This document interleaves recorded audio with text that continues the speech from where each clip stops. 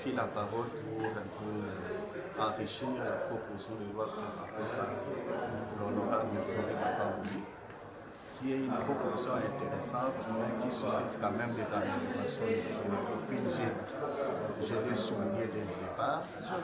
La première observation que nous avons faite est que dans la proposition formulée, il vise l'article 15 de la loi.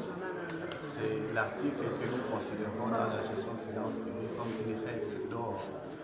Donc un verrou que nous plaçons pour éviter un surendettement et pour éviter un peu des manques de discipline dans la gestion des finances publiques.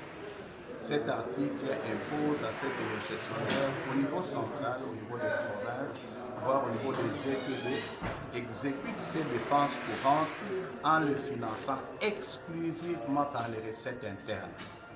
Et donc d'éviter d'aller chercher les crédits auprès des banques pour financer les dépenses courantes comme les salaires, pour financer les frais de fonctionnement ou autres avantages à court terme.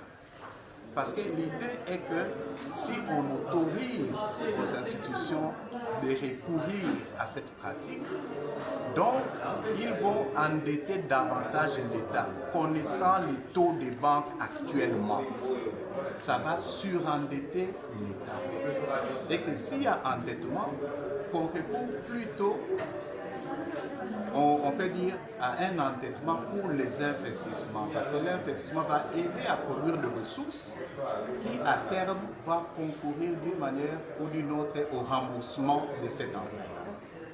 Et le deuxième aspect que nous avons ajouté est que, toujours dans le cadre de cette législature, il y a un projet de loi présenté par le ministre des Finances pour la mise en place de ce que nous appelons les marchés boursiers.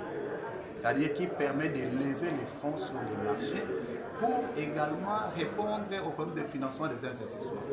Donc au lieu qu'on valide les mauvaises pratiques qu'on constate actuellement, que chaque fois qu'il y a des difficultés pour le paiement de salaire, au niveau national ou au niveau même provincial, qu'on soit tenté.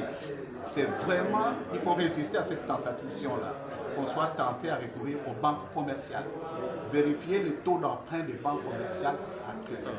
Ça veut dire que sur l'année, vous devez rembourser cette année au taux bancaire. Donc, on est en train de perdre même beaucoup de ressources en cherchant parce que vous devez rembourser ça sur l'année. Donc l'idée est que la réforme qu'il propose est très bonne, mais qu'on puisse mûrir ça au niveau de nos profils, particulièrement sur les verrous qui empêchent jusque-là, légalement, aux administrations publiques de recourir au financement des banques pour les dépenses. Merci.